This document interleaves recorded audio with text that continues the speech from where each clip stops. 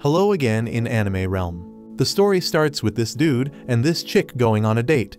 They got this crazy idea to jump into a hardcore river together, tied up and all so they can be together forever. But damn fate pulls a nasty trick on them because out of nowhere, this evil truck kun rolls up, smashing through the forest like a madman and takes them both out. Fast forward a bit, our main man Osamu wakes up, and he's straight up mind blown by what he sees. This fine lady explains it ain't heaven, but she's a guide for peeps like him who end up in this world. She goes by Annette, and she spills that Osamu got chosen and transported to this whole new world. A fearsome dragon flies by, as Annette explains that this world is all dark and messed up, and Osamu's gotta be the hero to bring some damn light to it. But Osamu doesn't see himself as no hero.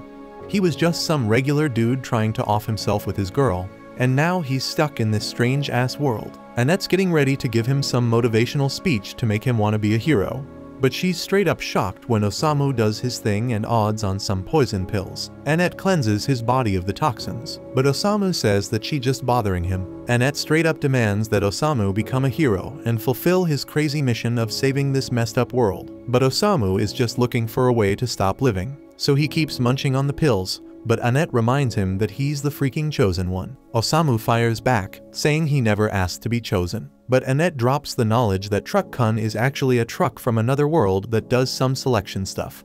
Out of all the unhappy people in Osamu's old world, only the ones struck by otherworld Truck-kun get a chance to redo their lives in this new world.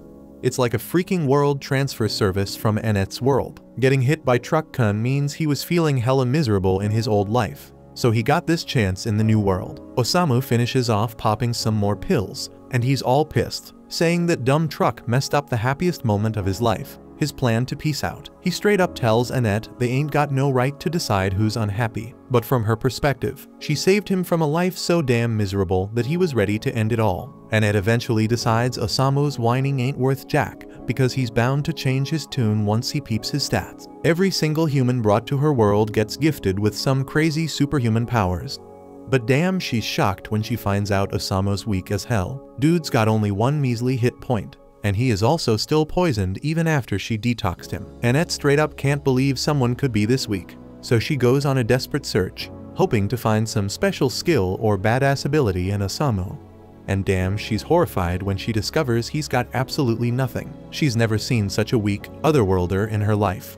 Sick as a dog, Osamu tries to bounce, but Annette stops him and finally admits he must have ended up in this world by mistake. She figures that he won't be able to survive in this world, and she's shocked when Osamu finally shows a bit of confidence. He straight up tells her that what she just said sounds more like his real life. Osamu explains that he's always been labeled a failure, no matter which damn world he's in. Annette apologizes again for the screw-up and asks him to stick around for a bit. This world's mad dangerous, filled with monsters and whatnot, so his life's gonna be over the second he steps outside. But Annette's stunned when Osamu tells her not to sweat it because he's looking for his final resting place anyway. The reason she's so shocked is because Osamu's unlike anyone else she's ever met. Annette used to take pride in guiding otherworlders, getting all hyped up to meet them. But soon she realized how stuck up and full of themselves they were. She felt like all she did was kiss heroes' asses all day, so she shut herself off. But now her whole world's been flipped because Osamu's a whole different breed. Osamu gets ready to step into the dangerous new world, but Annette begs him to at least choose a profession first. Dude straight up declares he doesn't need a profession because he's born a damn writer. And with that, he bids farewell to the girl with the beautiful ears. As he leaves, Annette dramatically declares that she finally gets it. The thing she's been waiting for all along was for this man to enter her life. Outside, Osamu realizes he can't read the writing in this world, but he knows there ain't gonna be any cafes for him to chill at. Suddenly, a voice pops into his head, announcing that he scored 5 experience points for discovering a new area. Osamu wishes that annoying voice would shut up because he's got migraines and all. But then an even louder voice declares that Osamu leveled up to level 2. Just then, a tree comes crashing down, and a girl screams as she gets attacked by a monster. She pleads with Osamu to help her because he's an adventurer, but Osamu just stares at her. Thinking about how people in this world got some funky ear shapes, she keeps begging for his aid, but Osamu straight up asks for her permission to write a novel about her. Eventually, Osamu realizes that she actually wants him to save her, so he tells her to hold on a second. He half-heartedly tries to reach out to her, but ends up saying he can't reach. She asks him to use a sword or cast a spell or something, but the monster grabs hold of Osamu too. All he says is that he can't breathe, and the girl explains that the tree is sacking their life force. They only have a few minutes left before their lives are over. But Osamu says that's a damn good news. He finds joy in his final moments and says his goodbyes to the world. The girl begs him not to give up, but Osamu ain't responding at all. She's stunned that her life's gonna end in such a weird way. But she's even more shocked when the tree gets engulfed in darkness and explodes. Osamu, against all odds, is still alive, much to his disappointment. And that voice announces that Osamu dealt 300 damage with his poison. The girl is straight up blown away as this dude, in the midst of this epic adventure, takes down the monster by making it absorb his poison instead of his life force. Osamu levels up to level 3, and the girl wonders if he is poisoning himself. Then she starts wondering why he's fronting like he is weak when he is actually pretty damn strong. But Osamu explains that this kinda crap always happens to him. Dude wants to stop existing, but somehow he keeps surviving. He's tried to off himself to the afterlife 5 times, but it never goes right. At one point, the girl has no clue why he's so down in the dumps, but she's grateful he saved her life, so she thanks him. She offers to take him to her house so he can rest, and he introduces himself. But when Osamu touches her hand, he's reminded of his girl Sachin and wonders if she ended up in this world too. The girl gets all pissed and tells him her name is not Sachin. She tries to drop her real name on him, but Osamu's already daydreaming about Sachin. The girl gets hella frustrated because he's straight up ignoring her, but he got a legit reason. Osamu just found a purpose to live in this new world. He goes over his last memory with his girl and declares that he gonna find Sachin wherever she is in this world. His declaration ain't exactly what it seems because he wanna find her so they can commit double unalive again. Meanwhile, Annette is praying to the god of her world, hoping they protect Osamu. She also wishing to meet him again someday, and her wish comes true when Osamu comes back.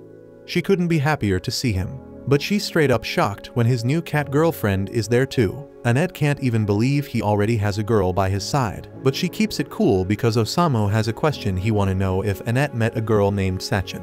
Annette is straight up horrified to hear there's a third woman in the mix. Osamu bounces because Annette got no info on Sachin, but the cat girl reassures him he gonna find her.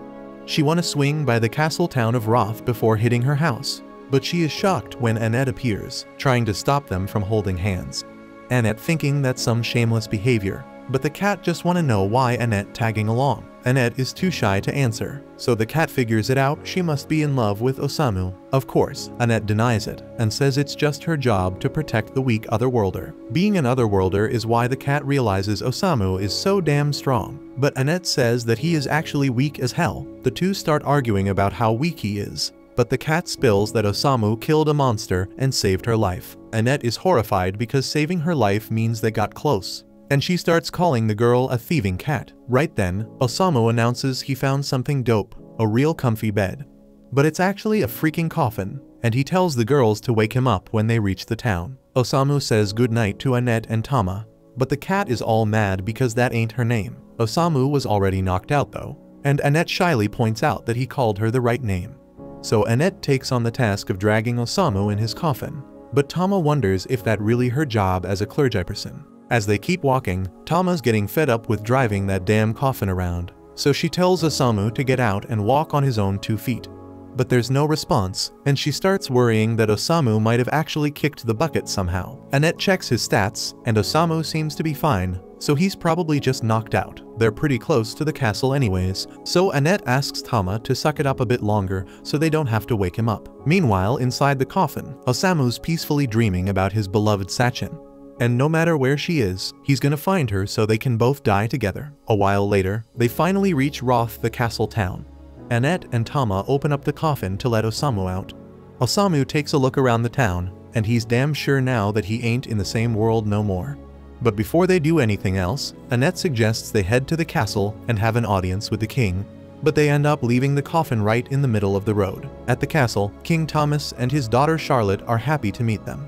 And since they gotta be dead tired from a long-ass journey, the king offers them all a place to crash in the castle chambers for the night. But before that, he wants to hear some of Osamu's pleasant experiences. Osamu can't think of too many pleasant things to talk about, but he did enjoy that coffin ride here. So he tells the king he's gonna show him what it's like to sleep in a coffin. Out of context, that might sound like a threat and all. But Annette quickly switches gears and compliments Charlotte on how fine she looks. The king mentions that Charlotte's actually getting married soon, so he's looking for some advice about her suitors. Thomas calls for the dudes to be brought in, and that's when we meet the warrior Gomez and the wandering minstrel of love, Otto. Lately, because of the wrath of the demon lord's influence, monster activity's gone through the roof. But Thomas is too damn old to handle it himself. So he decides one of these two fellas is gonna become Charlotte's husband and the next king of Wrath. Problem is, Charlotte ain't too keen on the idea because she ain't picked a husband yet. That's why he's leaving the choice to a bunch of strangers he just met 10 damn minutes ago. He's making them choose between Gomez and Otto to marry Charlotte. But when the choice pops up, Osamu does the smart thing and says he's never met these dudes before. Charlotte's whole future depends on this decision. So it's stupid to trust a bunch of strangers with it. And if he'd do something like this without even thinking twice, then he ain't fit to be king. The king's left in shock. And after saying that, Osamu turns to bounce while Annette and Tama are frantically trying to apologize for Osamu's actions. They try to explain that Osamu's from another world, so he can be a bit blunt sometimes, but the king says it's cool because he ain't the type to hold a grudge, and it seems like Charlotte's taken a liking to him. Later that night, while everyone else is knocked out, Osamu spends his time gazing out the window. So Annette gets up and asks if he's having trouble falling asleep. Osamu tells her he just never sleeps well. Annette wants to seize the moment to learn more about Osamu, so she asks him to spill about Sachin. But then she peeps a tail popping out from under Osamu's sheets. So she yanks off the covers and sees Tama snoozing on Osamu's thighs. She ain't having none of that shenanigans unless she's the one sleeping with Osamu. So she grabs a pillow and smacks Tama to wake her up. Tama defends herself, saying it's chilly and she's part cat, so it's totally normal for her to snuggle up to people for warmth. While Annette and Tama keep going at it over this, Osamu gets up and dips out of the room because of all the ruckus. And as he steps into the hallway, he notices a dope-ass light. So he steps outside to peep the lake, and wouldn't you know it, Charlotte's chilling there too. When she spots Osamu, she invites him to vibe with her and enjoy the lake because it's a beautiful night. Osamu agrees, saying the place is so damn beautiful that it makes him feel like he wants to take a forever dive in the lake. Charlotte's shocked to hear him say that and asks if Osamu's got enough problems to make him wanna off himself. But from what Osamu's seen so far, Charlotte seems like way more trouble than him. After a bit of silence, Charlotte opens up to Osamu, spilling that she can't make up her damn mind about Gomez and Otto. Gomez just got to the castle, but he's already the most dependable soldier they got, and her dad believes in Gomez's strength, so she thinks she should probably go with him. But Otto has been her homie since they were kids, and whenever she felt down, he'd write her a song and play it to lift her spirits. She doesn't know if she should choose a hubby she loves or one who'd be the strongest king for her dad's sake. Osamu chuckles to himself and says Charlotte's hella kind for worrying about her dad's opinion this much. Unlike Osamu, who's tried to cancel his subscription to Life multiple times, always causing problems for his family in the process. But he's never let someone else decide how he's gonna live his life. He thinks Charlotte should make a decision based on what she wants. And to do that, she gotta figure out her true desires. The next day, King Thomas summons Osamu and the crew back to the throne room. He apologizes for the inconvenience, but says he's calling them there because Charlotte's finally made up her mind about who she's gonna marry. He wants them to be witnesses to her choice. Annette is convinced Charlotte's gonna pick Gomez because she's likely to put the kingdom's needs before her own. Tama, on the other hand, thinks Otto's a way better match for her. Thomas tells Charlotte to walk up to the man she's chosen and speak her vows to him. So Charlotte starts walking, but instead of going to Otto or Gomez, she grabs Osamu's hand and says she wants to drown in the lake with him. Nobody can believe their ears, especially Annette, who collapses to the ground. Charlotte goes on to explain her reasons, saying that after talking with Osamu last night, she thought long and hard about who to choose, and that made her realize something. At first, she was leaning towards picking Otto, because he always sang to her when she was feeling down. But now she remembers he'd sing to her even when she wasn't sad. He was even singing last night, and he never said he was in love with her, so he probably just wanted to perform his latest song for someone. And Charlotte happened to be there to listen. And as for Gomez, he's a no-go because he stinks something fierce. The king straight up be asking Charlotte to think again and choose a damn husband. But that's some crazy ass shit to worry about because she already said she wanna die with Osamu. Charlotte ain't taking none of that and snaps back at Thomas, telling him it was a dumbass move to force her into marrying someone without even asking for her opinion. Like, she never even wanted to marry in the first place. Thomas never took a moment to consider her damn feelings. But Osamu, he actually gave a damn about what she thought and respected her decision. Now Osamu gets why Charlotte picked his ass. But before he can respond, Gomez takes off his helmet and says he never would have thought his cover would get blown because of his stench. Then he transforms to his true form as a servant of the Dark Lord, and starts spilling that he planned to snatch up this kingdom by becoming its king and handing it over to the Dark Lord. But that shit's all ruined now that Charlotte saw through his disguise. Osamu looks at Charlotte and asks if she figured out Gomez was a freaking demon, but she ain't got a freaking clue. She just said he stank because he really does stink. That means Gomez blew his cover for no good reason.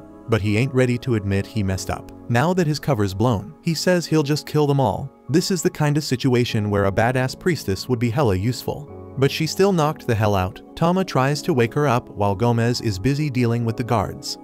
But damn, the guards ain't lasting long, so Tama has gotta grab Annette's body and bounce to avoid getting squashed by a freaking pillar. Since Annette won't be waking up anytime soon, Tama takes matters into her own hands and starts throwing down with Gomez. She's level 14, so she should be able to hold her own in a fight, and since she'll go against him, Otto offers to play her a song because he's rocking at level 89. Normally, it would give her a boost, but turns out Otto's just playing his freshest track, and it ain't got no special effects. But Osamu seems to be liking that hood classic song. Tama ain't got no other choice but to start whooping ass on her own. As Gomez charges at her, Tama ducks and lands a kick straight to his face. She follows it up with a cat punch, but it doesn't do much damage to Gomez, so he sends Tama flying in return. He then says he's going to put everything into his next attack and tear Tama to shreds. But before he can do that, Osamu grabs his attention and asks Gomez to eliminate him and Charlotte first. Gomez thinks Osamu's playing around, but Osamu tells him that now that Charlotte's free from her dumbass father's grip, her first wish is to go out with a bang alongside Osamu. And Osamu ain't one to pass up a chance to die, so he asks Gomez to do him this favor. Gomez agrees to off him, but he says after that he's gonna take out the king and burn the whole damn city to the ground, taking out everyone in it. Osamu doesn't give a damn about what Gomez does because he'll be dead by then anyway. But Charlotte's starting to have second thoughts about biting the dust. As Gomez charges at them, she tells Osamu that she can't let herself die just yet because she wants to stay alive and protect the kingdom. Osamu's glad to hear that Charlotte finally knows what she really wants. So since she wants to stay alive, he pushes her out of harm's way and takes the full brunt of the attack himself as Gomez keeps charging straight at Osamu. Charlotte tries to convince him not to get himself impaled, but luckily right at that moment, Anna wakes up and uses her power to create a shield of light to protect Osamu from Gomez's strike. She's vowed to never let Osamu die as long as she's by his side. So as Gomez tries to break through her shield, he ends up shattering his damn horns in the process. Now that Gomez is defenseless, Tama lands a blow that sends him flying through the castle wall and into the freaking lake. Both Tama and Annette are relieved they made it through, and since Anna really came through for Tama, Tama feels the need to show her some appreciation. Annette also thanks Tama for her help, and the two of them seem to be getting along a whole lot better now. And Otto is still here, playing his heart out like he doesn't have a care in the world. Charlotte's got a lot to process after that crazy incident. But then her dad rushes up to her, begging for forgiveness for not giving a damn about her feelings before. Osamu was right about Thomas not being fit to be king, and now Thomas realizes he ain't even fit to be Charlotte's father. So he sincerely asks Charlotte if she's willing to forgive him. Charlotte gets down and tells her old man that she forgives him. And from now on, she wants to have a lot of talks with him about the future of this kingdom and their own selves. Thomas is mad happy that he made amends with Charlotte, and Charlotte's thrilled her pops finally gets where she's coming from. But all Osamu can think about is how Annette and Tama messed up his perfect chance for a game over. A while later, Thomas admits he ain't cut out to rule the kingdom, so he gives up the throne to Charlotte, who's now doing everything in her power to keep the kingdom safe. And Otto's still cooking up tunes because he ain't got nothing better to do. Meanwhile, Annette and Tama are busy hauling Osamu's coffin to their next stop, chatting about how bold it was for Charlotte to become queen at 16, but they're sure it's gonna work out somehow. Osamu pops out of the coffin and says what really matters is that Charlotte made the decision for herself and she's standing by it. And that's something Osamu finds beautiful. After dragging Osamu around for a long time, Tama asks Annette if they can chill because she's beat. They've put some serious miles behind them, so Annette figures it's cool to take a breather. Once they stop, Osamu cracks open the coffin and wonders if it's food time yet. Annette offers him some bread, but this dude Osamu's all about that boiled tofu. so if she ain't got any, he's just gonna go back to sleep. After the break, Tama asks how much longer till they hit the house. And since Annette's holding the map, she says it looks like we got a few more days before they reach her hometown. But before that, Annette asks to make a stop at this Waitin' Temple. Tama ain't care about the delay, but she asks why Annette needs to go there, prompting her to start explaining the isekai process. Usually, peeps from other worlds come into this realm through one of 4 temples and then head off to battle the Dark Lord. But since Osamu's mission is to find Sachin instead of taking down the Dark Lord, Annette wants to check out the temples to see if they can dig up any info on where Sachin's at. But if luck ain't on their side, they might have to globe-trot their way around. But Annette's all in, ready to ditch it all for Osamu. Real talk, she ain't want Osamu going toe-to-toe with the Dark Lord, even though it's her job to convince folks to do just that. She's just looking out for Osamu, not trying to see him in harm's way. Tama calls her out, saying she's smitten with Osamu. Annette denies any impure intentions, even if it's painfully obvious at this point. She claims Osamu breathed new life into her work when she was feeling burnt out. So now she's on a mission to help him find his missing person. That's all. Tama asks if that means Annette would be cool if she found out Sachin was actually Osamu's lover or something. Even though the thought hurts, Annette still wants to see it for herself. By the way, Tama's wondering if Annette can even roll into this Waitin' Temple since she dipped out on her job for this road trip. Annette ain't sweating it because she's tight with the head honcho at this Waitin' Temple, and it ain't like she ghosted her work. Either she had her familiars drop off her official resignation letter for her, and coincidentally, that same familiar is back and munching on Osamu's head. After patching up Osamu, Annette gripes about her sidekick always stirring up trouble, and now that she's vocalizing it, she's realizing it was a mistake letting that thing handle the delivery of her resignation letter. Her suspicions hit the bullseye when her familiar vomits her letter, making it seem like she ghosted her work without a heads up, and she's pointing fingers straight at the familiar. Watching the familiar fail so hard at its one job lights up Osamu's face with a smile, seeing as he's a bit of a failure himself. So he names it Milos, and Milos takes an instant liking to Osamu. But Osamu ain't really in the market for a pet, so he just dips back into his coffin. Meanwhile, Annette's losing it over bailing on her job without notice, knowing the temple's gonna shut down her unemployment claim later. Right then, Milos starts acting sketchy and soon bolts, signaling something's off. But it ain't until a dragon swoops down from the peak that they connect the dots on what Milos was trying to warn them about. A dragon ranks as the baddest beast around, leaving Annette clueless on how to handle it. But before the dragon goes berserk, a chick pops up behind Annette and Tama, commanding Kohaden to stop attacking random people. The chick then strolls up to the dragon, giving it a pet, leaving Annette and Tama dumbfounded. They've never seen anyone tame a dragon, so they ask who she is, but she just turns to them, saying the area's crawling with monsters, warning them to leave before they get hurt, and seems like one of their crewmates already bit the dust. Annette apologizes for the mix-up and clarifies that Osamu's still kicking. He's just a quirky otherworlder who's into napping in a coffin. The moment the chick learns Osamu's not from around here, a switch flips in her head, tossing off her cloak to reveal she's a dragon girl, vowing to wipe out all the otherworlders. The sheer power radiating from her is off the charts, so when she zaps a blast their way, Annette barely manages to block it for a hot second with her shield. But her shield ain't cutting it as the blast still packs a punch. They are left scattered on the ground, realizing this dragon chick's power is on a whole another level. Still, they ain't backing down when it comes to protecting Osamu, so they rise up ready to throw hands once again. But this dragon girl ain't having none of their interference, so she brings down heavy pressure, forcing them back to the floor. While they're pinned, she stands over them, letting Annette peep the mark on her neck. A mark Annette knows is that of the wrathful Dark Lord. This Dark Lord's about to end Annette and Tama. But before she can do the deed, Osamu steps up, telling her to chill with the violence towards the others. He tells her she's got beef with folks from other worlds, and that means the one she's after is him. So Osamu tells her she can do whatever she pleases to him, and since he ain't resisting, the Dark Lord agrees to leave the others be. In a split second, she punches right through Osamu's chest. As he hits the floor,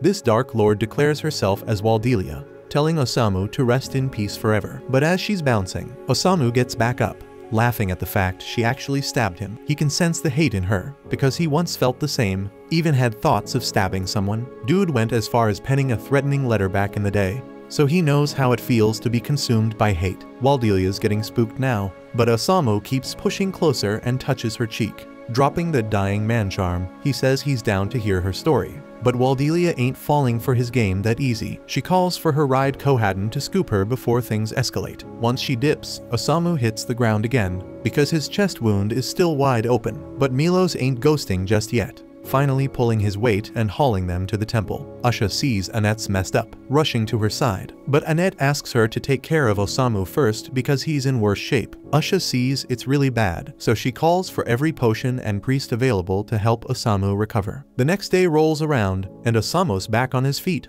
But he ain't cool with that, so the first move he pulls is snagging a bottle of poison to drink. While he's on that mission, Annette gives props to Asha for all her help and promises to return the favor down the line. Annette then drops a question about this otherworlder named Sachin to Asha, but Asha's drawing a blank on that name. Asha figures Sachin must be posted up at some other temple. More importantly, Asha asks Annette why she's suddenly rolling with an otherworlder. She was shocked when she heard Annette bailed on her work. But deep down, she's low-key relieved because she knew Annette was too soft-hearted for that line of work. But Asha ain't down with Annette teaming up with an otherworlder because she's seen firsthand that most of them are just shady characters. These folks get divine gifts to take down the Dark Lord, but they all call their gifts as overpowered skills and use them for dumb shit like starting a failing rap career.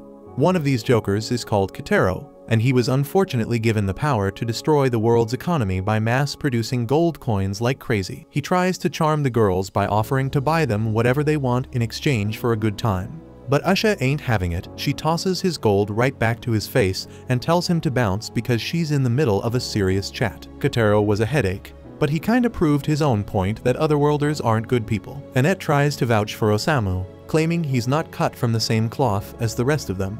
But Asha ain't buying it because Osamu's vibes scream trouble. Asha warns Annette that sticking by Osamu will lead to ruin.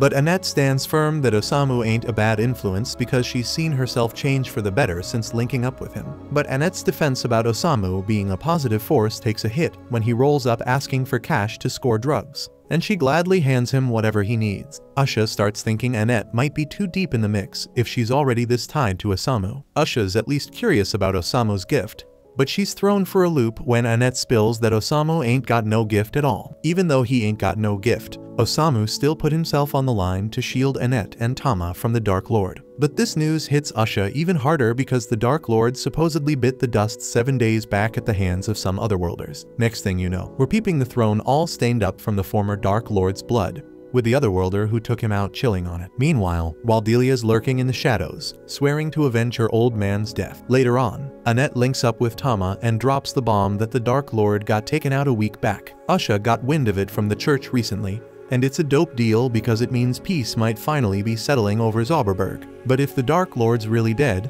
then who was trying to off her earlier? Annette ain't got the answer to that one. And now that Tama's thinking it over, didn't Osamu roll up 7 days ago too? If the Dark Lord was already done for by then, why'd they still bring Osamu into the mix? Right then, Osamu tears up his notes and falls on the floor. So Tama's checking in on what's wrong with him this time. He spills that he's been struggling to write all the craziness that's gone down since he touched down in this world. Annette asks if he wrote anything about her, but Osamu admits he didn't jot a single word about her. If anything, he felt a burst of inspiration after crossing paths with Waldelia, hoping for that same spark to ignite creativity again. But Tama says she's not going to do any dangerous shit with him. Annette suggests they all dip into town to unwind, and with her future with Osamu in mind, there's a few things she wants to snag for him. Once they hit the town, Annette scoops up a heavy set of armor for Osamu to keep him safe and sound. And Osamu ain't tripping because the snug fit reminds him of his coffin. With Osamu locked in tight, Annette and Tama jet off to do some more shopping. So Annette warns Osamu to stay put while they're out.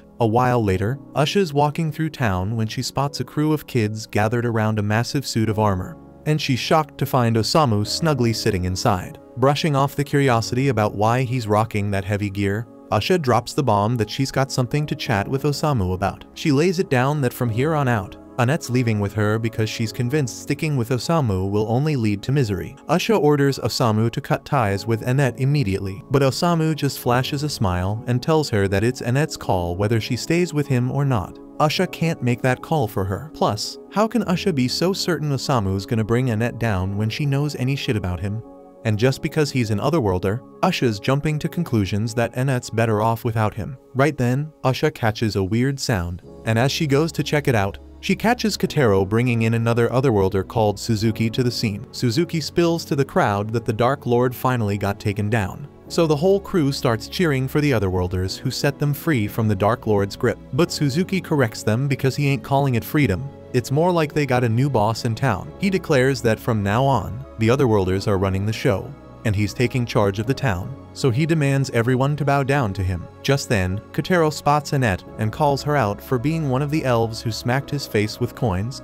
So Suzuki jumps up and starts barking at her for laying a hand on an otherworlder, and he's making it crystal clear that she won't be pulling a stunt like that again. After placing his hand on Annette's head, Suzuki activates his skill, and within moments, Annette's eyes go dark as she falls completely under his control. Tama notices something seriously wrong, and realizing Suzuki has messed with Annette, so she grabs Kotaro by the jacket and demands to know what happened. Kotaro just smirks and tells her there's nothing she can do now that Suzuki's skill is in play, and he breaks it down that anyone Suzuki touches becomes his mindless puppet.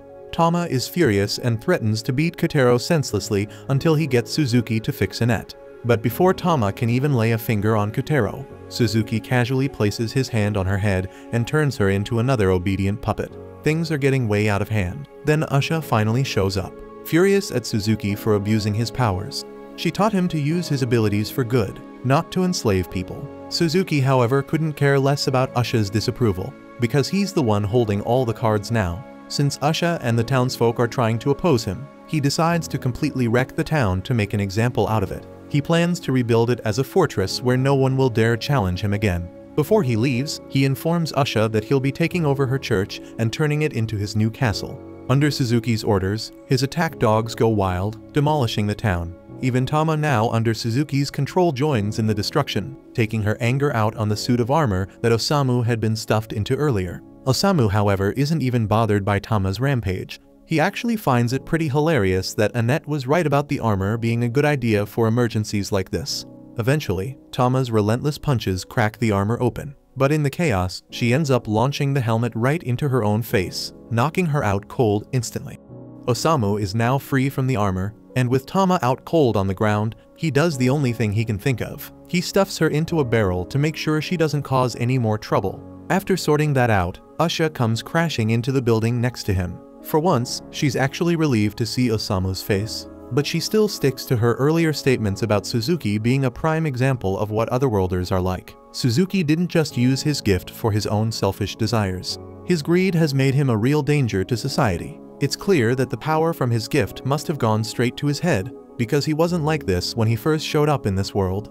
Back then, he was a shy, weak-willed guy, but now he's turned into a full-blown monster. Hearing Usha talk about Suzuki's fall from grace sparks a new fire in Osamu. He asks Usha where Suzuki is, and she tells him Suzuki should be at the church. So Osamu asks Usha to keep an eye on Tama while he goes to confront Suzuki. Usha warns him that it's insane to go after a hero without a gift of his own, but Osamu insists, saying he wants to write about Suzuki's story. Seeing how determined he is, Usha agrees to go with him to keep him safe. When they reach the church doors, Osamu is pumped. But Usha can't understand how he's so chill in this situation. He's seen what Suzuki's gift can do, so he should know he's at a serious disadvantage in a straight-up fight. If he barges in without a plan, she tells him he'll be shredded by Suzuki's beasts. But before she can say more, Osamu pulls out a bottle of poison from his sleeve. Usha is impressed, thinking Osamu plans to use the poison on the beasts, but to her shock, he chugs the whole bottle in one go.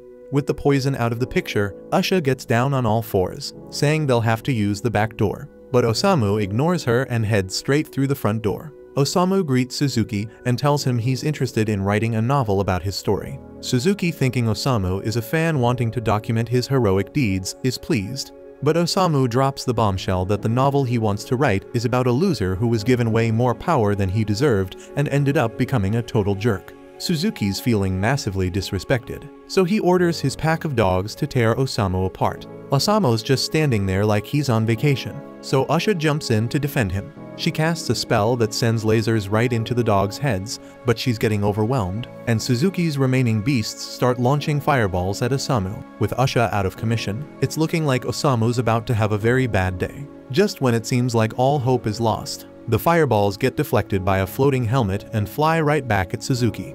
Turns out, Milos is using the helmet to deflect the fireballs because the armor's got this nifty trick of bouncing off low-level spells. Kotaro's freaking out, realizing that Osamu's got some serious plot armor going on. But Suzuki's not sweating it. He's got one last trick up his sleeve. Suzuki orders his great wolf to attack Osamu. As the wolf bites into him, it starts to decay and collapses. Usha's in disbelief that the poison Osamu drank actually saved them. And Kotaro is now 100% convinced that Suzuki can't beat Osamu's plot armor, so he takes his potato-like head and runs away. Suzuki grudgingly admits that Osamu's tougher than he thought, but he's not done yet. He calls out Annette to come out and finish the job. Annette, under Suzuki's control, charges at Usha with a dagger and nearly stabs her. Usha, not wanting to fight Annette, figures it's best to retreat for now. But Osamu's not having any of that. He believes Annette's strong enough to shake off the mind control. Suzuki laughs, saying his mind control is unbeatable and that Annette's doomed to be his slave for life. Still, Osamu is confident Annette can overcome it. He walks right up to her and tells her she doesn't have to obey Suzuki's orders. It seems Osamu's words are getting through because Annette starts hesitating, trying to resist stabbing him. Suzuki's fuming, using all his power to force her hand, but Annette, through sheer willpower and a flashback, manages to break free of the brainwashing by stabbing herself in the leg. The pain snaps her out of it, and she collapses into Osamu's arms. With Annette back to her old self, Osamu asks Usha to treat her leg wound. Usha starts to realize she might have misjudged Osamu as a person. Suzuki's realizing his ability isn't all-powerful anymore, and he's starting to sweat, knowing he's going to be held accountable for all his war crime. He's freaking out, knowing he's about to get served some serious justice from all the people he's messed with. He's looking around, desperate for a knife to end it all. But just as he's about to give himself to the afterlife, Osamu swoops in to stop him. Not because he gives a damn about Suzuki's life, but because he's not done with his story yet.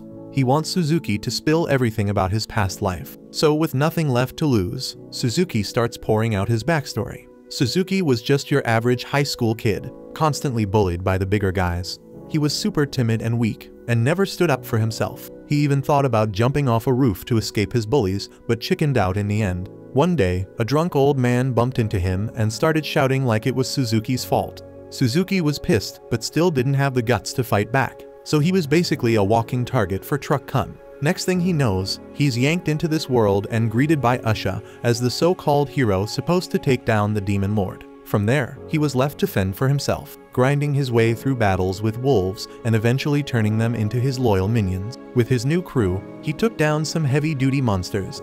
He thought things were finally looking up for him, but as he walked through the town, he realized that even with all his new power, people still treated him like a nobody, just like back on Earth. The thought of getting bullied again pushed him to his breaking point. He'd suffered endless torment on Earth, and now he's being hailed as a hero here. But he had no real motivation to save this new world or play the hero role. Even when he tried to act like a villain, he couldn't pull it off. Osamu's digging Suzuki's story because it wraps up his novel nicely. It's about a pitiful guy who could never be a true hero, stuck as a villain due to his own weakness and outcast no matter where he goes. So Osamu decides to call the novel Isekai Shikaku, as he names it. Pages from the novel start floating around Suzuki, making it all kinds of surreal.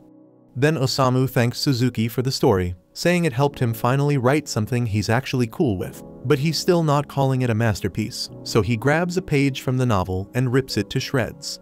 As he does this, a magic circle pops up beneath Suzuki. Usha and Annette recognize it as the summoning circle they used to bring heroes to this world, but this time, it's working in reverse. In a flash of light, Suzuki is sent back to Earth. Annette checks Osamu's status screen, and to her shock, sees he now has a gift that wasn't there before. Usha figures it must be some special skill that only works against otherworlders. This means Osamu was brought here specifically to deal with otherworlders. After Suzuki vanishes, Osamu collapses, bummed that he couldn't create the masterpiece he was aiming for. He's completely unaware of the power his writing has, and he starts wondering what happened to Suzuki. With Suzuki gone, all the monsters under his control chill out and start leaving the town. Tama finally gets herself out of the barrel, but she's scratching her head, not even sure why she was in there in the first place. With everything going back to normal, Usha figures Osamu deserves a reward for saving the town from Suzuki. So at his request, she has a customized coffin made for him. Annette thanks Usha for all her help. But before she heads out, Usha wants to have a serious talk with her. She says it's likely Osamu is a huge hero in this world, which means traveling with him is going to be insanely dangerous.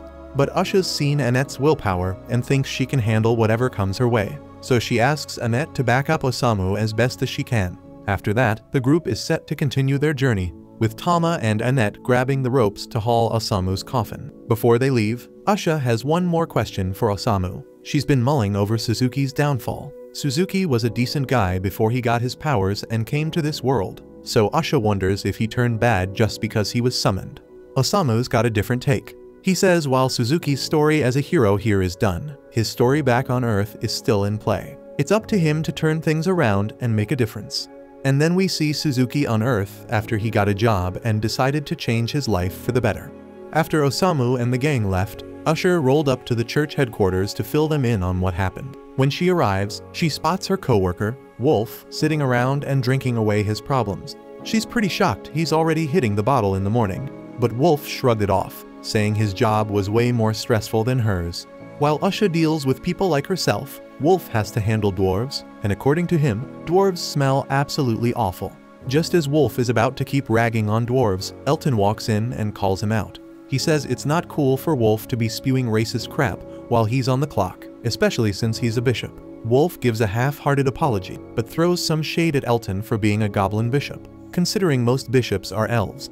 Elton isn't fazed and tells Wolf he's acting worse than the dwarves he hates so much. This really sets Wolf off, and he dares Elton to handle dwarves all day and see if he doesn't become a racist too. Right then, Cardinal Miller shows up and tells them to cut the crap and sit down so they can get the meeting going. When the meeting starts, Miller apologizes for dragging everyone here on short notice. He wants to kick things off with updates from each region, but notices someone's missing. Before he can say much more, the missing bishop stumbles in and falls in front of everyone. They're all clueless about who this new person is, so Miller introduces her as the new bishop of the Western Temple, taking over after Annette bailed on her job. They all take their seats around the big conference table, and Cardinal Miller kicks things off, asking the bishops to start with their reports. First up is Aria, who's filling in for Annette. She introduces herself and says not much has happened in her region recently. But Miller chimes in, mentioning that he heard Princess Charlotte recently took over the throne, which is pretty significant. Aria scrambles to apologize for forgetting that detail, clearly worried about making a bad impression. But Elton, the Goblin Bishop, interrupts and starts giving his update. He reports that things in his region have been peaceful lately, and there's not much to add. Everything's been calm, so he doesn't have any major news. Wolf goes next and talks about his territory, which is way out in the sticks. He explains that while his region is generally stable, there are occasional squabbles with the dwarves, but he assures everyone that these conflicts are pretty normal and nothing to be overly concerned about. When Usha takes her turn, she brings some serious news. An Otherworlder recently went on a rampage in her region and wrecked half of the town of Vale. She's working hard to get the town back to normal, but that's not even the biggest issue. The main reason Miller called this meeting is to address the situation with the Otherworlders. As he mentioned last week, a group of Otherworlders took down the wrathful Dark Lord. Because of this, the Pope has decided to seal the magic circles that link their world to the others and put Truck Q on indefinite paid leave. Elton is relieved that the Dark Lord is out of the picture but is still worried. The 7 Otherworlders who defeated him have claimed his former territory and announced they're going to turn Zauberberg into their idea of a perfect utopia. This whole situation is shaping up to be nothing short of a declaration of war, and it's got the Pope seriously shaken. The Otherworlders were initially seen as divine saviors, angels sent from above to rescue this world from doom. The Pope had a genuine affection for them and saw them as key allies. But now, it seems they've turned against him, which is a huge blow. The Church is bracing itself for an imminent threat, and it's not just the Otherworlders they have to worry about. There's also the chaos they've been spreading across various regions and the mysterious disappearance of the Dark Lord's daughter from his fortress. It's hard to believe that the Otherworlders, who were once the Church's greatest allies, are now its biggest adversaries. If they join forces, they could end up being a far greater threat than the Dark Lord ever was. Aria is understandably anxious about how they'll tackle such formidable opponents. However, Usha might have a potential solution, and she reveals to the group that there's an Otherworlder with a unique ability, one that allows him to send Otherworlders back to their own world.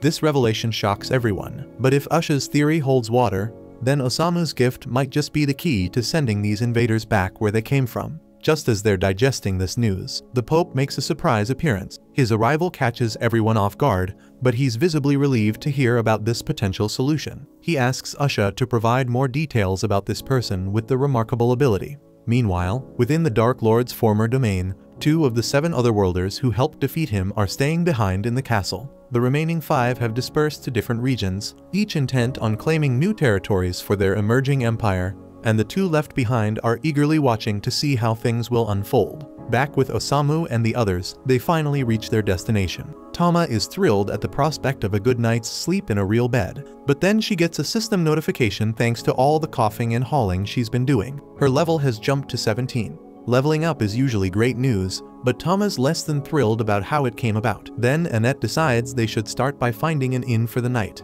But then a voice pipes up, saying there's a good spot down the road. Annette looks up and sees a little kid perched on a signpost. He offers to give her some tips on navigating the town since she's new here. The kid spills that there's a hero dispatch service in town, where otherworlders team up with groups that aren't so confident in their skills. They basically make sure the mission goes smoothly and everyone stays safe. The kid says he came up with the idea himself, but as soon as he mentions otherworlders, Tama's face goes pale. She's got flashbacks of what Kotaro and Suzuki pulled, so she's not interested at all. The kid's confused why Tama hates otherworlders so much, especially since they're the ones who saved the world. But he moves on and offers to introduce them to an otherworlders right away, but for a small fee of course. He asks for 40,000 Geniko for the intro, but Tama's not having it, since she doesn't want to spend that much money. Annette, on the other hand, is all about spending that cash if it means getting a strong hero to keep Osamu safe. The kid thinks she's talking about guarding a coffin, so he starts going off about how the dead guy would probably appreciate having his body protected. Just then, Osamu pops out of the coffin and tells the kid he's not dead yet, though he kinda wishes he were. The kid freaks out, but Tama reassures him that, despite how he looks, Osamu's also a hero. The kid's not convinced though, and he snatches the money from Annette and says he'll bring the hero to their inn later tonight. Tama's still skeptical, but she admits having a strong hero on their team would be great since she wouldn't have to lug the coffin around anymore. But Annette, on the other hand, actually enjoys pulling the coffin. Later that night, Annette and the others are hanging out at the inn, waiting for Nurm to show up like he promised. But then Osamu tells Annette straight up that the kid isn't coming, and that she's been scammed. The innkeeper overhears and asks if they're waiting for a kid named Nurm. When Annette confirms, the innkeeper breaks it to them that Nurm is known around town as a young con artist. He's never even met a hero, so there's no way he could introduce Annette to one like he claimed.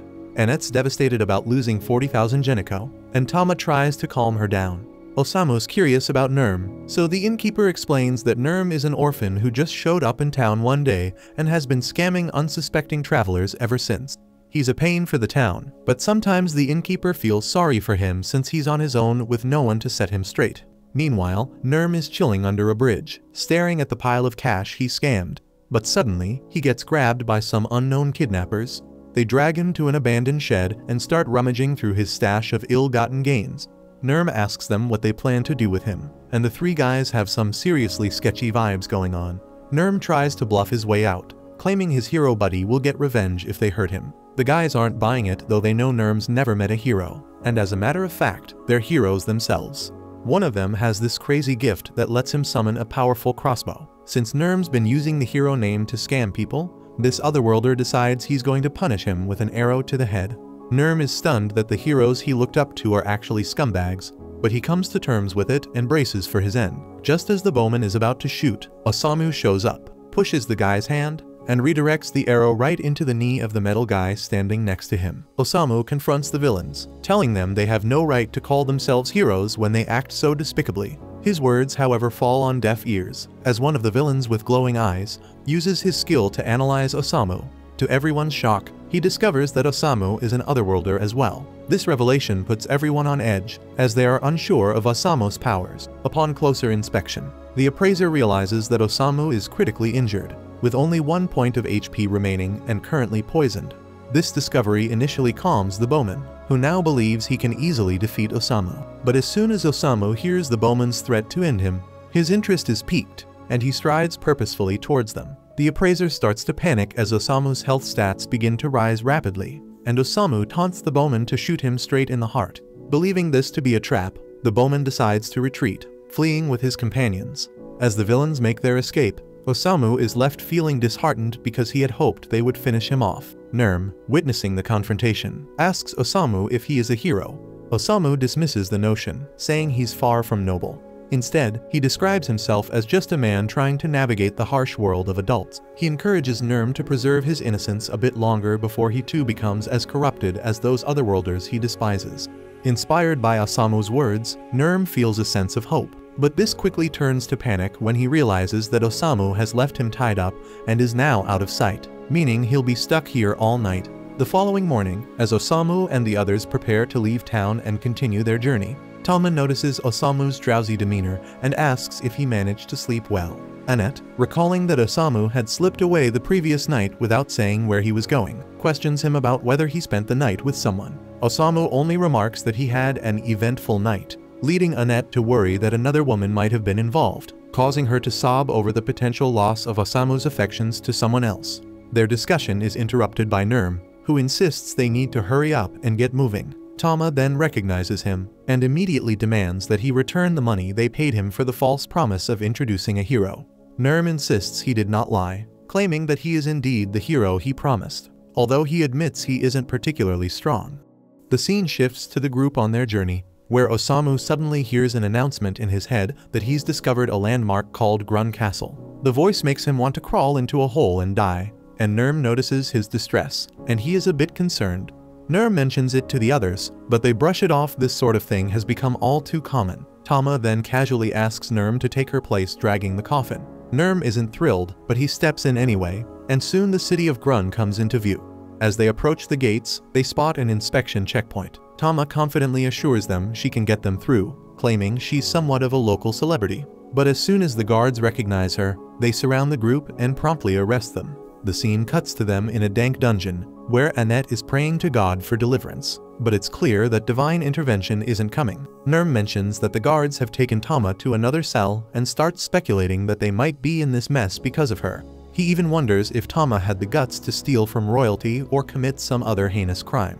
Annette, loyal as ever, defends Tama, insisting she's no thieving cat. Meanwhile, Osamu, in his twisted way, is getting excited about the possibility of execution, pondering all the different ways they might be put to death. Nurm tries to stay practical and suggests they escape, even if it means leaving Tama behind. He begins picking the lock, much to Annette's dismay, who believes a valiant warrior shouldn't be skilled in such dubious arts. This depresses Nurm, while Osamu angrily laments that his dreams of a grand execution are being dashed. All the noise they're making attracts the guards, who quickly discover their escape attempt and bind them with ropes. Osamu, still weirdly optimistic, asks if they're going to be executed, and the guards can't help but think he's a total creep for actually being happy about it. Later, Osamu and the others are brought before King Siberian. The minister Briard informs them they'll be executed for their crimes. Annette and Nurm are baffled, having no idea what crimes they're being accused of. The king then reveals that they're being sentenced for kidnapping his daughter Matilda, and it's a crime worthy of execution in his eyes. Tama then strides into the throne room and immediately clears the air, telling her father that she wasn't kidnapped. The twist is that she's actually the princess of this nation, and Tama explains that she's been traveling to different countries to hone her martial arts skills, and that she met the group during her journey. She then turns to Annette, asking her to back up her story. Realizing that Tama is royalty, Annette quickly switches gears, sucking up to her and speaking in a formal tone, confirming everything Tama said. Tama, though, tells her to chill and not to treat her any differently, and then asks her father to release her friend. The king, however, isn't budging that easily, and says that he'll only let them go if she agrees to do as he says. Specifically, he wants her to swear to stop her reckless adventures and start acting like the royal she is, just like her late mother. Tama isn't thrilled with this at all, but considering her friend's safety, she reluctantly agrees to her father's terms. She tells her friends that this is where their journey together ends and leaves, thanking them for everything. Osamu and the others are then released, and we catch up with them later at a tavern. Nurm is devouring food like there's no tomorrow, while Osamu, still hung up on missing out on his grand execution fantasy, swallows a bunch of poison pills in a depressed daze. Nurm remarks on how shocked he was to learn that Tama is actually a princess, and Annette agrees. She's worried now, realizing she might have been a bit too casual with Tama, and hopes she won't get executed for it. Annette muses about how they've been calling her Tama despite her having a beautiful name like Matilda. Overhearing this, a waitress named Fawn chimes in, asking if they know Princess Matilda. She introduces herself as the lady-in-waiting who used to serve the princess, and is curious if they're friends with her. Nurm casually informs Fawn that they were traveling with Matilda up until yesterday when the king hauled her back to the castle. He shrugs, saying it's understandable since she's well a princess after all.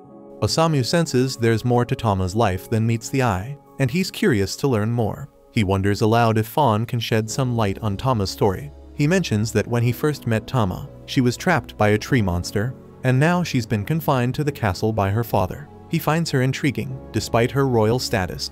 Annette quickly warns him not to dig into Tama's past, reminding him that she's a princess, while Nurm advises him to stop calling her Tama so casually. But Osamu doesn't care about her title.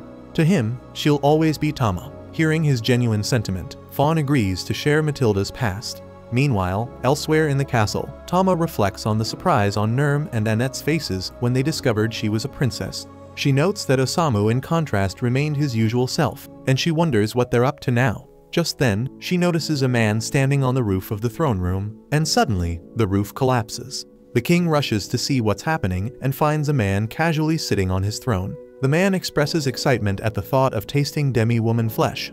The king demands to know who he is, and the man introduces himself as Kaibara, claiming to be one of the 7 heroes who defeated the Dark Lord and saved the world. However, he now goes by the title Fallen Angel of Gluttony, and the king realizes with horror that Kaibara is one of the infamous 7 fallen angels. The king is shocked and wonders why Kaibara has come here, and Kaibara calmly explains that he intends to devour the entire nation. Sensing Kaibara's overwhelming power, the king realizes that he is gifted. The soldiers accompanying the king refuse to let Kaibara have his way and charge at him. But Kaibara, using his gift, summons enormous fangs that devour the soldiers. He chews them thoroughly, but he's unimpressed by their taste, explaining that he's rather particular about what he eats.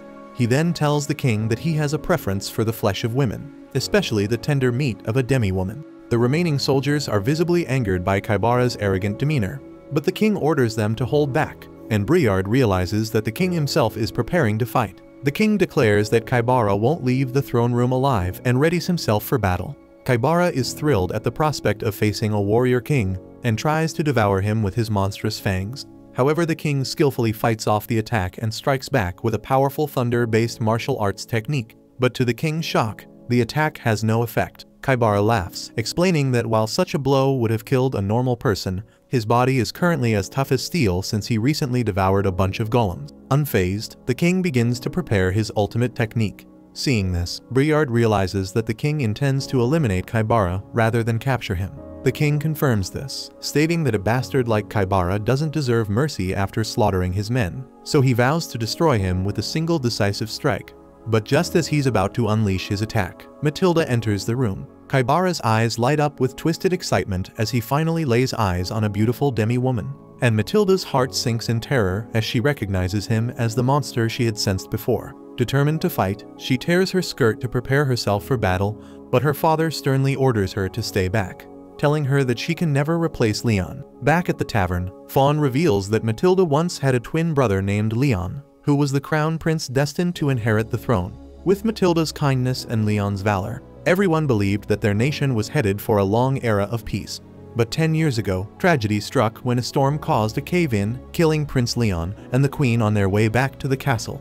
The king was devastated by their deaths and fell into a deep depression. Matilda was unable to bear seeing her father so broken, so she made a bold decision. She asked to have her hair cut to look like Leon's and vowed to take her brother's place, hoping to ease her father's pain. But instead of bringing them closer together, this act only deepened the rift between them. Back at the castle, the king tries to warn his daughter that her martial arts skills won't be enough to defeat Kaibara, but Matilda is offended and recklessly charges at him. Kaibara is almost amused and nearly devours her with his twisted gift, but the king intervenes, sacrificing his right arm to save her. Kaibara, curious about the depth of parental love, expresses disappointment, noting that the king won't be able to unleash his ultimate technique with his arm in such a state. To taunt them further, he shows Matilda her father's severed arm in his mouth to enraging her. She attempts another attack, but Briard steps in, knocking her unconscious and swiftly fleeing with her. Frustrated that his meal has escaped, Kaibara decides to save her for later, shifting his focus back to how he should enjoy the king. Meanwhile, back at the tavern, Annette thanks Fawn for sharing Tama's story. Nurm asks Osamu what he's been scribbling, but before he can answer, Briard bursts in, relieved to see Fawn. carrying the unconscious Matilda. He reassures them that she's only fainted and explains that they barely escaped with their lives. The castle of Grun has fallen to an evil otherworlder who appeared out of nowhere. Suddenly, a loud blast echoes from the direction of the castle, and the citizens of Grun witness their captured king displayed for all to see. Kaibara, now standing before them, introduces himself as their new ruler. With a twisted smile, he assures them that there's no need to worry, promising not to oppress them. Instead, he reveals his true horrifying intentions. He only wants to feast on the flesh of demi-humans, specifically targeting women and children. The men, he says, can continue working as usual. One brave soul hurls a rock at Kaibara, but he's swiftly consumed by the monster. Kaibara, feigning surprise, admits that perhaps it was misleading to claim he wouldn't eat men. Now that they've angered him, he declares that the men will be on the menu too. As panic spreads and the demi-humans attempt to flee, Kaibara coldly informs them that it's pointless. He's already stationed Dark Lord's former minions throughout the town to prevent any escape.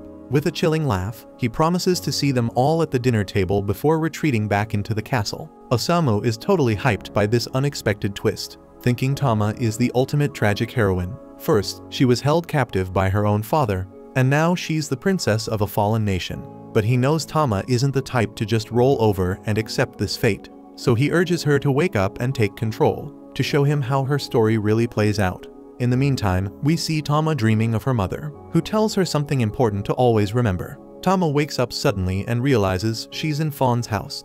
She steps outside, surprised to see her friends there, and asks what's going on. Briard breaks the news that Kaibara has taken over the royal capital and is literally trying to eat the citizens. Tama is so furious now and tries to bolt for the castle, but Briard holds her back. She insists she needs to stop Kaibara, but Fawn also steps in, warning her that she doesn't stand a chance, especially since even the king was defeated. Tama, still fired up, points out that her father lost because he was trying to protect her. She feels it's her responsibility to protect the nation in place of her late brother. She's adamant this is her fight, but Annette jumps in, mentioning the tragedy of the Clolone Pass. Fawn's earlier story made her recall the event that claimed the lives of 2 royal family members a decade ago. Annette admits she had no idea that those lost were Tama's mother and brother, but she remembers how the entire country mourned their deaths. Annette continues, saying that this shows just how much the royalty is loved by the people. If they were to lose Tama too, all hope would be lost. She asks Tama to let them handle this fight, hinting that they have a secret weapon for dealing with otherworlders. Osamu then rallies Annette, Nurm, and Milos, telling them it's time to move. As the 4 head off to the castle, Briard looks at Matilda and says she's got some really good friends. The scene cuts to Osamu and the crew at the castle, where they run into 2 ogres guarding the gate. The ogres casually mention that they've been ordered to kill anyone who crosses their path. Annette steps up, ready to fight them solo, but Osamu interrupts, stepping forward with a wild idea. He calmly tells the ogres that they're not here to fight, they're here to be eaten. Osamu explains that he was deeply inspired by the king's speech earlier, revealing that he's always been obsessed with thoughts of death and how he might go out. But it never crossed his mind to be eaten alive, and now he's all in. He even asks the ogres to let the king know that someone eager to be eaten has arrived at the castle. The ogres, baffled, exchange looks, probably thinking Osamu is some kind of deranged freak. Meanwhile, Osamu grows impatient, annoyed that they're delaying his grand exit. Fast forward, and Osamu and the others find themselves locked in a cell yet again. Annette is desperate and prays for divine intervention, but when nothing happens, she begins to lose faith. Osamu is surprisingly calm and tells her to chill out. Death is just part of the plan, but now isn't his time to go. So he turns to Nurm, instructing him to pick the lock. Meanwhile, the scene shifts to Briard bringing some soup to Tama back in town, only to find her room empty. Back at the castle, Kaibara is flipping through a register, deciding who to eat first. Then the gatekeeper ogres arrive, informing him about the strange human who actually wants to be eaten. Just then, Tama bursts in after having dealt with the gatekeepers, and Kaibara grins with satisfaction. His meal has come to him willingly. Tama suddenly recalls her childhood, sitting on a tree branch, watching as her father trained her brother Leon in the art of fighting. Leon, despite being naturally gentle and hating the very idea of violence, was pushed into learning how to fight. Tama, on the other hand, was a fiery tomboy, burning with the desire to learn those very same skills. But every time she asked to join in, her father would shut her down, telling her to get back to the kitchen with her mother, as if that's where she belonged. Snapping back to the present, Tama swore to herself that today she'd prove her strength to everyone. While Kaibara grinned from ear to ear, thrilled to see her, knowing she'd walk right into his trap the moment he used her father as bait. Rising from his throne, he taunts her, saying he loves to play with his food, and kicks a demon lying at his feet straight at Tama. She barely dodges the body, horrified at the sheer power behind his attack, but it was all just a distraction. In a flash, Kaibara closes the distance and unleashes a brutal electric attack on Tama, sending her crashing into the wall. She's stunned because this was her father's ability, so Kaibara starts laughing like the sadistic monster he is, revealing that his secret ability is gluttony, which lets him use anyone's powers after tasting them. And now, he plans to tear her apart using her father's skills before eating her alive. Meanwhile, Osamu and his party manage to escape the prison and navigate the winding halls of the palace. Annette asks if Osamu has a plan, but instead of heading straight for the throne room, he leads them into a different chamber, one that belonged to the queen when she was alive. He makes a beeline for the dresser and tries to open the drawers, only to find them locked. Nurm, frustrated, urges him to stop wasting time and focus on saving Tama. But Osamu, ever the charmer, flatters Nurm, saying that the team once again needs the services of a valiant warrior. Nurm, now in high spirits, eagerly opens the dresser, revealing a hidden book inside. Back in the throne room, Tama struggles to stay on her feet under Kaibara's relentless assault. He's too fast, too strong, appearing behind her in an instant and delivering a brutal kick that sends her flying. And before she can even react, he's above her, driving her into the ground with a bone-crushing elbow. He laughs, mocking her, telling her that her martial arts are nothing but trash and that she'll never be able to defeat him. But as Tama lies there, battered and bruised, she remembers her brother Leon, how he trained tirelessly, never giving up even though he hated fighting. Summoning every ounce of strength, she forces herself to stand again, despite her father's desperate pleas for her to retreat, knowing the gap in their power is too vast. Kaibara, on the other hand, is practically drooling with excitement. Her resilience only makes him more eager to taste her flesh. His twisted mind flashes back to his previous life, where he was a spoiled brat, born into a world of unimaginable wealth. His parents indulged his every whim, showering him with 5-star meals and luxuries. But none of it filled the gaping void inside him. He grew up a sociopath, numb to everything, craving something, anything, to make him feel alive. So one day, he snapped, attacking a maid with a fork just to see what it felt like. His bodyguards had to drag him off her, but thanks to his rich parents, he faced no consequences. His life continued, empty and pointless, as he wandered the city in his Speedo, beating homeless people for sport, thinking they should just build a home if they didn't have one. Luckily for the world, Truck Kun did everyone a favor and sent this psycho to another world. But even here, Kaibara remained a complete maniac. He laughs maniacally, declaring that he'll devour this entire kingdom until there's no one left to consume. He lunges at Tama, jaws wide open, ready to tear into her, but suddenly, his jaws freeze in place, and we see Osamu standing in front of Tama. Kaibara eyes Osamu with a mix of confusion and disdain, wondering who this strange-looking man could be. Osamu then casually insults him, saying Kaibara's story is even worse than Shadowhunter's, a low blow that clearly gets under Kaibara's skin. Kaibara gets ticked off by this and tries to snap at Osamu with his jaws, but to his shock, he finds his jaws unable to move. Confusion washes over Kaibara as he starts wondering why his instincts are screaming at him to back off from this guy. Just then, Annette and Nurm show up, backing up Osamu and declaring that he's here to dish out some divine punishment. They tell Osamu to write a story about Kaibara and send him packing back to his original world. But Osamu, being the absolute legend that he is, flat out refuses. He dismisses Kaibara as a waste of ink, saying his story is so pathetic it doesn't even deserve to be written. This sends Kaibara into a full-blown rage, and he unleashes his lightning strike, blasting everyone away and vowing to kill them all before feasting on the princess. Meanwhile, Tama is struggling to get back on her feet, guilt-ridden and blaming herself for the injuries her friends have sustained. But Osamu, cool as ever, doesn't even flinch. He hands Tama a stack of pages, telling her that this story is dedicated to her. As she grabs the book and flips through the pages, they begin to glow and lift into the air, swirling around her like a protective aura. Kaibara is still fuming and tries to zap Nurm with another thunderblast, but Annette steps in, blocking the attack with her shield, questioning whether Osamu's abilities work on ordinary people too. Osamu then turns to Tama, praising her resilience and kindness, acknowledging how she was willing to sacrifice herself for the happiness of her friends. He explains that her attempts to take on her brother's role and help her father move on from his death were noble but ultimately unrecognized. Osamu tells her that she has two choices. She can either become the ideal princess her father wanted or step into her brother's shoes as the prince. But then he drops the real wisdom bomb, telling Tama that her path is her own, shaped by her unique experiences. He urges her to live the life she wants, and with those words, the chains that had held her back for so long finally shatter. And for the first time, Tama truly feels free. Then a bright golden glow radiates from Tama as the crest of the divine beast appears on her hand, flooding her with a surge of energy. She stands tall once again with her resolve unshaken, while Kaibara sneers, turning to mock her. He quips that if this were some cliché anime or manga, she'd probably beat him now and waltz off into a happy ending. But since this is real life, he assures her, none of that is going to happen. He promises that she and her friends will die right in front of her, and he'll savor every moment as he devours her alive in front of her father. Tama, though, isn't rattled by his twisted threats, while Osamu casually lights a cigarette and tells Kaibara to give her a shot because he might just be shocked by how strong a modern, independent woman can be. Without a second's hesitation, Tama rushes at Kaibara, who tries to electrocute her away, but she expertly finds an opening and lands a punch that sends him reeling. Stunned by the unexpected blow, Kaibara barely has time to recover before she headbutts him like a charging ram, knocking him off balance. The infuriated Kaibara then tries to unleash a massive attack, but Tama is already in the zone, activating a special ability known as 100 Fangs, which slashes through Kaibara's body with relentless precision, and he drops to the ground, dead in his own pool of blood. Then the exhausted Tama collapses as well, and her father rushes to catch her while Annette hurries to heal her.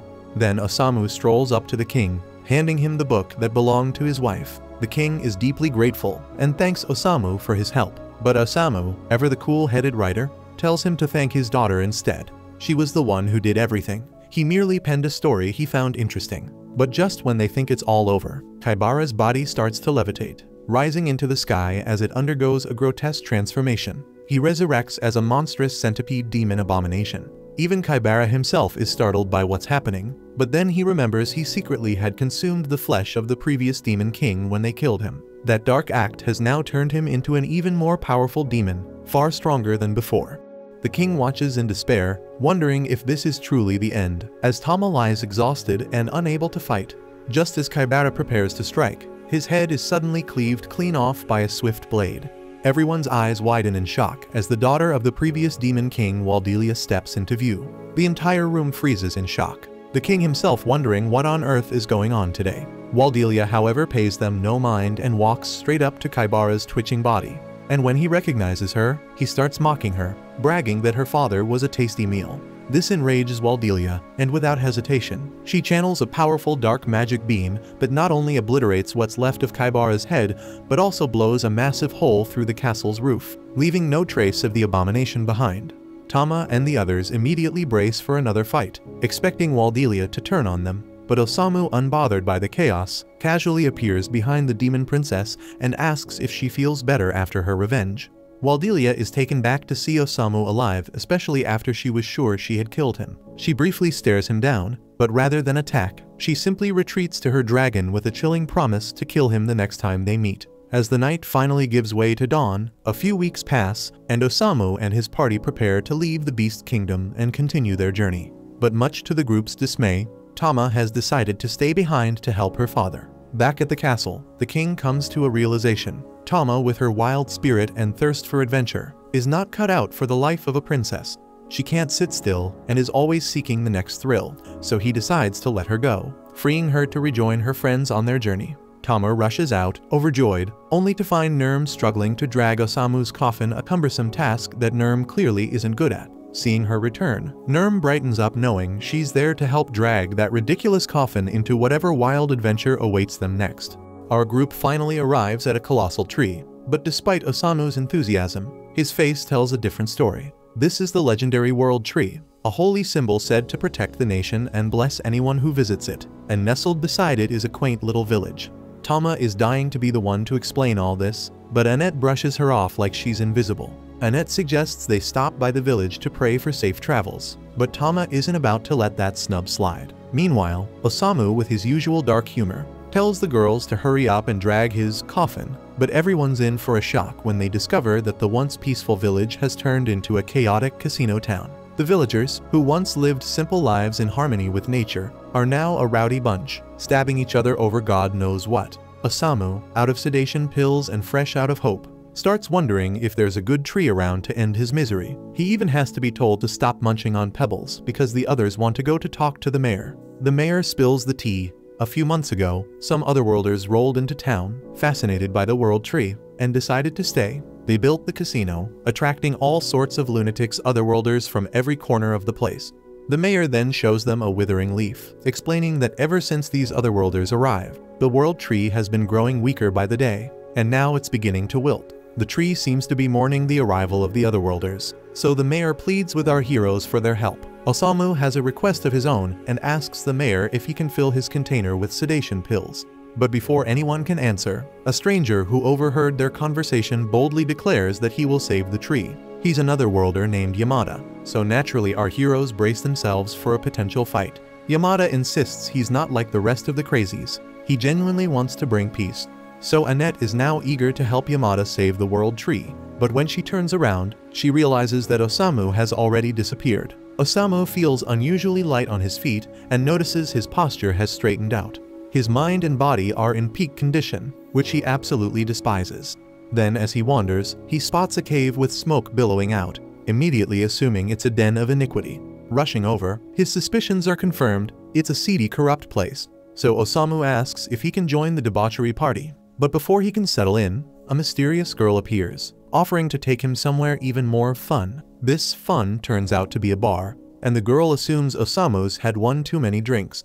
But Osamu, ever the drama king, explains that his life is so unbearably sad that he's trying to drink himself into death. The girl, unimpressed by his melodrama, explains that the cave is where people addicted to the world tree's pain-relieving leaves go to waste away. Then Osamu laments how the thought of his body becoming healthy keeps him up at night. So the girl offers to help him fall asleep, claiming all he needs to do is watch her dance. Osamu is skeptical about that, but she tells him to just watch, so he agrees. As she dances, Osamu finds himself lulled into a rare moment of peace, calling it a pleasant night. Meanwhile, Annette is losing her mind, wailing like a banshee as she frantically searches for Osamu. Her horror peaks when the girl from the bar, carrying a passed-out Osamu, shows up at the mayor's house. The mayor is immediately furious, recognizing the girl as Ash, and scolds her for daring to come to his home. Ash wishes Osamu a good night and leaves, but the mayor mutters about how she's just another soul ruined by her own choices. Ash is infamous around the village, known as a witch with a dreadful reputation. She was the only one powerful enough to stand against the otherworlders when they started building the casino. But instead of fighting them, she opened a bar and started raking in cash by seducing fallen otherworlders with booze and dancing. The villagers despise her, labeling her a treacherous witch who sided with the enemy. Yamada, ever the self-righteous hero, decides that Ash, just like the otherworlders, must face justice. The mayor is pleased with Yamada's resolve and eagerly begs him to save their town.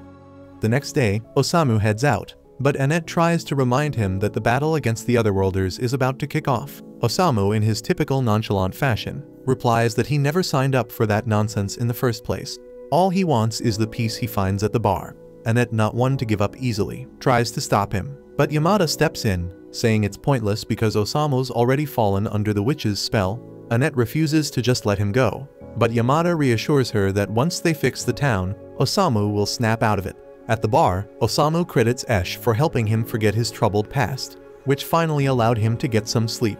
Ash then warns him about getting too close to her, hinting that she might end up ruining him. But Osamu says that's exactly what he wants. They then toast to their misery, and Ash begins to explain the legend of the world tree. According to her, when the spirit of the tree descends, all the weak and sick will be saved.